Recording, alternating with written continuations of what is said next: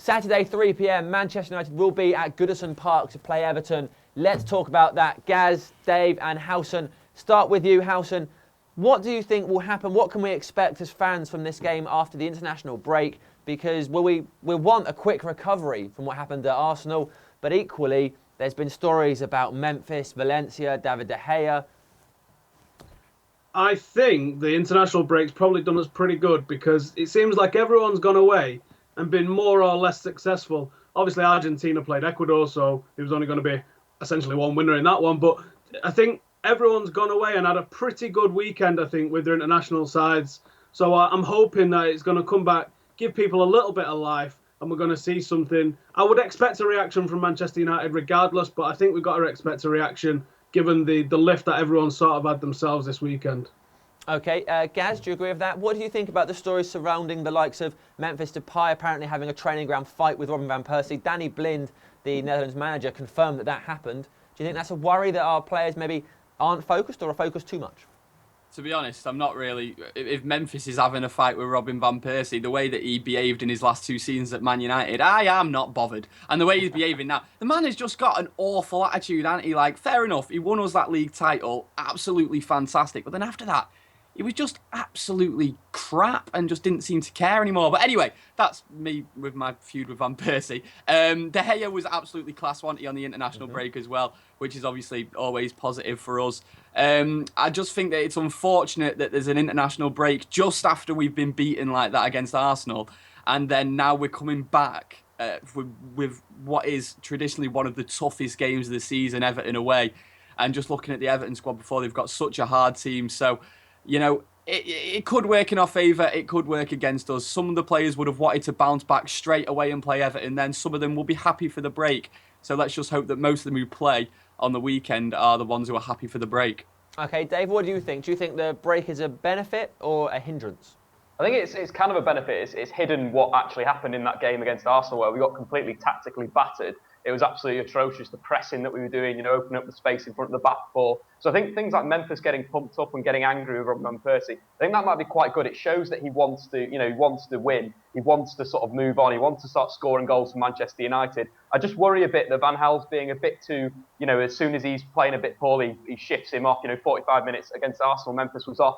Didn't think that was the greatest change. We've got to give these young players confidence. Ross Barkley is a cracking example of that. For Everton, that's been given confidence to play this season and is absolutely, lighting the world on fire. Just got to give Memphis a bit of time. Maybe just let him play for 90 minutes consistently, and he'll start scoring goals for us. All right, thank you, Dave. So Matteo Darmian has been playing at right back. He's been playing at left back. He was doing all right at left back now with Luke Shaw's injury. Guys, where do we want to see him continue this season? Certainly against Everton, do you want him at left back or pushing back to right back? And in which case, who do you then pull in? Ashley Young, Valencia, perhaps Phil Jones if he's fit, and then you could move Daley Blind. Howson, what do you reckon? I've said it for a couple of weeks. I'm going to keep saying it until it happens and we get roasted and he's rubbish and then I'll pretend I never said it. I want to see Varela played at right back. He is a right back. He's not young. He's 22. He has got the ability. I've got the confidence in him that he could easily deputise. Not saying he's going to be a first choice if he gets all these games, but he's easily good enough to deputise. Let's stop playing players out of position. Play a right back as a right back. Darmian can play left back. He can do it fine. As long as the players in front of him are going to back him up and play as a team, then Darmian at left back and Varela at right back, he's going to be absolutely fine for us. Okay, Gaz, do you agree? As much as I'd like to see Phil Jones and Chris Mullins, sorry about that. That was my Sky News going off. Someone's dead. Anyway, I would, as much as I'd like to see Chris Mullins and Phil Jones as a centre half with Daley Blind at left back and Darmian at right back, I just don't think Van Gaal's going to do it. However, saying that, I would prefer to see Valencia at right back than Ashley Young at left back. Now, Ashley Young, I thought he had, a decent season when he played at left back last year. I thought he did well filling in. Howson's giving me the eyes now. But I just can't go into a game against Everton and seeing Ashley Young at left back. It's too suspect. So for me, I'd rather play Darmian at left back with Valencia at right back. Okay, fair enough. Dave, you've got the stats. Talk to us. Yeah, I think it's similar to what Gaz is saying about Ashley Young. I think his best position is left midfield. We all know that. He showed his best form at the end of last season at left midfield, not a left back.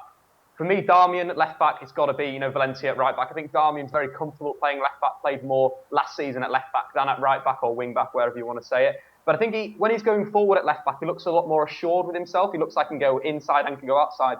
Feel a little bit at right back. He gets a bit scared in the final third, and we really need that with Juan Mata coming inside when he needs someone to come on the outside. So it's one of those things. I think he did it absolutely brilliantly against Wolfsburg and against Sunderland at left back. So it's just that question. Valencia is obviously a defensive weakness if he's going forward, but if you play a solid defensive midfielder, I think that problem goes out the window and you're absolutely solid. So I'd say get Darmian at left back and Valencia at right back. All right then, Dave. Well, tell us what you're going to do. What would be your starting 11 to face Everton? So with that, in my back, De Gea in goal, obviously, fantastic player. If you remember the home game against Everton last season, he pretty much won us the 3 points, made some fantastic saves. Then again, so I'm going to go Valencia at right back, Darmian at left back. I'm going to continue with the Smalling-Blind partnership at centre-half. I think it's very important to keep the same back four over and over again in games because, consistency, playing together. Still question marks on Daley Blind, but anyway, we'll have to solve that in the summer or in January. Right, to my midfield, I'm going to go 3 in midfield. I want to have Schneiderlin holding. We had a massive, massive issue against Arsenal with our 2 central midfielders pressing the Arsenal centre midfielders, opening up that space for the likes of Alexis Sanchez, Aaron Ramsey to exploit it, and Mesut Ozil obviously had an absolutely fantastic game. We need someone there. We need a holder that's mobile, that can tackle, and that is Morgan Schneiderlin. Then into midfield, and the two attacking players, let's say, Bastian Schweinsteiger and Ander Herrera. I don't understand why Ander Herrera has not been played consistently week in, week out. It's absolutely bonkers. He's our most direct sort of central midfielder. Scored since joining in Man United, he scored 7 goals. That's more than any Man United central midfielders managed in the past 5 years combined. So I just don't understand why LVG is sort of not playing him there. It's confusing. And then my front 3, it's got to be Juan Mata, Martial and Memphis. I think that I'd like to see Man United with Herrera playing left central midfield. I'd like to see United defending as a 4-4-2, like what Barcelona do with Lionel Messi, where Rakitic comes out to that right wing and covers the right wing in front of the fullback. I'd like to see that happen, and then that will allow Memphis to play a natural counter-attacking game, which obviously will help us going forward. But anyway, that's my team. Okay, very good. Howson, what are you doing? I'm going to go with Spanish Dave in net. I'm going to go with that fella Varela at right back. I'm going to go with Darmian at left back. I'm going to keep Chris Smalling and Blind as the centre-half partnership. I'm really looking forward to seeing how Chris Smalling manages to cope with Lukaku, because that's a physical challenge for any defender. Smalling's shown physicality this year big time, so I'm interested to see how those two are going to match up. Another interesting matchup is going to be in the midfield. I want to put Schneiderlin on Barkley and to track him and to close him down and to give him no space. But alongside Schneiderlin, I want Schweinsteiger. Gaz? What do I think of that? Well, I was going to say that I agree that Schweinsteiger has to play every game, but I'm starting to doubt that now since we never win when he plays. But yeah, Schweinsteiger is class, and when he does start a game, he's usually the standout player. Even against Arsenal, I know he wasn't great, but our whole team wasn't great, and he was slightly better than the rest of them, I thought. So you've got to see Schweinsteiger play, but I agree that he can't play alongside Carrick just because of, like what Squawker Dave said, the problems that we had at Arsenal. You want to see Schneiderlin there. So yeah, I'm happy with that. Okay, very good. Right, let's talk about Everton then. The last 2 trips to Goodison Park have resulted in 2-0 and 3-0. Not fantastic stuff. Howson, how do we turn this around? You've got to keep Ross Barkley quiet because, as Dave said earlier, he's playing with confidence. He's doing it for Everton. He's doing it for England. He scored kind of last night, Monday night. Yeah, Monday night. I know it was a big deflection, but whatever. He got the assist for Walcott earlier in the week. He's playing with the confidence of a player on the brink of being world class.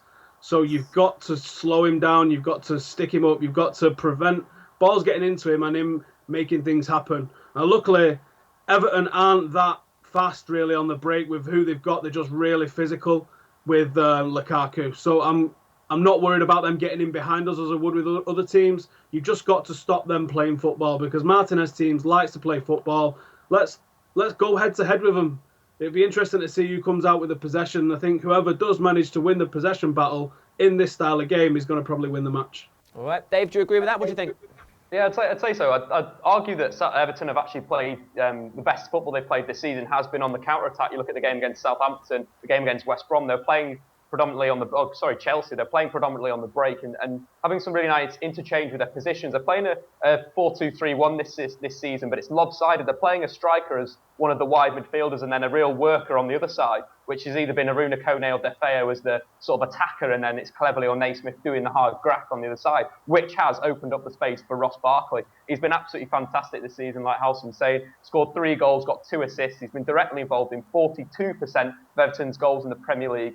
And it's great to see young English talent getting the confidence from their manager. And it's paying off for Martinez. He's created twice as many chances as any other Everton player. So it's Barkley, like Halson said, who's really, really got to keep an eye on. And then Lukaku, really interesting player. Sometimes when you watch Lukaku, you think it isn't a footballer. His first touch is all off. His passing is absolutely woeful. And then he'll just score a goal. He's just a goal scorer, and that's what he is. He scored 47 goals in the Premier League so far in his career. That's 22 more than any other player under the age of 23. So I think if we deal with Lukaku and he doesn't drift onto Daley Blind, if Smalling picks him up and deals with him, and then if Morgan Schneiderlin can do a job on Barkley, we'll be okay.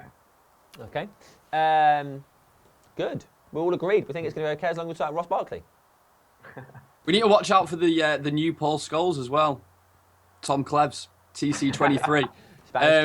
And also Aaron Lennon. I used to have some nightmares of Aaron Lennon at Old Trafford when he played for Spurs, and he was taking on Evra. So it's going to be interesting to see how this weird fullback situation works out if he does start, because I wouldn't like to see. In fact, I don't know whether I would like to see Ashley Young on him, because Ashley Young has a bit of pace, or Darmian. We saw how he got done by Sanchez last week. I don't know. We'll see how it goes. Okay, right. Thanks, Gaz. Right, prediction time, and then we can all go home. Gaz, what do you think the score will be? It's going to be an hard game, man. 1-1. Okay. Howson? I think there'll be goals. I think 2-1 United. Dave? Yeah, 2-1 United. Okay, I'll say 3-2 to Manchester United. It'll be a wonderful game. It'll be the kind of game we talk about for years to come and go, what a great game that was, that time they played football at Goodison Park. Thank you very much, guys, joining us on Skype. Everybody else, get your comments in below. Let us know what you think about the issues we've been discussing today, what you think the score will be, and any general tips or advice for life you have, because we can all learn something, can't we? See you later.